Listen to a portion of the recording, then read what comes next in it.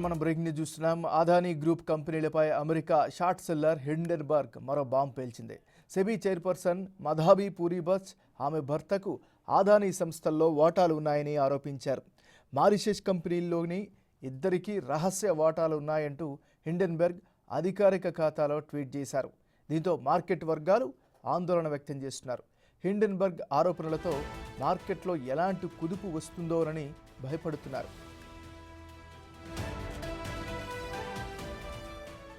గత ఏడాదిన్నరగా Adani versus Hindenburg episode నడుస్తోంది. 2023 జనవరి 23న కూడా హిండెన్బర్గ్ అదానీ సంస్థలపై సంచలన ఆరోపణలు చేసింది. అదానీ గ్రూప్ తమ కంపెనీల షేర్ల ధరల్ని కృత్రిమంగా పెంచిందని విమర్శించారు.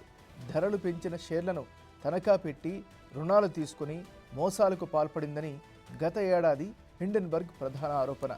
కరేబియన్, మారిషస్ల నుంచి యుఏఈ దేశాల్లో అదానీ కుటుంబం పలు డొల్ల కంపెనీలను నియంత్రిస్తుందని అప్పట్లో బాంబు పేల్చింది. హిండెన్బర్గ్ ఆరోపణలతో అదానీ గ్రూప్ షేర్లు నేలచూపులు చూశాయి. ఆ తర్వాత ఇన్వెస్టర్లలో నమ్మకం పెంచడానికి గౌతమ్ అదానీ చాలా చర్యలు చేపట్టాల్సి వచ్చింది. ఫైనల్గా మళ్ళీ షేర్ విలువ పైకొచ్చింది. హిండెన్బర్గ్ నివేదికపై సెబీ దర్యాప్తు చేసి కీలక విషయాలను కూడా ప్రకటించింది. అదానీ గ్రూప్ అవకతవకలకు పాల్పడింది అనే ఆరోపణల్లో నిజం లేదని తేల్చి చెప్పింది. అంతేకాదు హిండెన్బర్గ్ నివేదిక వెనుక చైనా హస్తం ఉంది అనే ఆరోపణలు కూడా అప్పట్లో వచ్చాయి.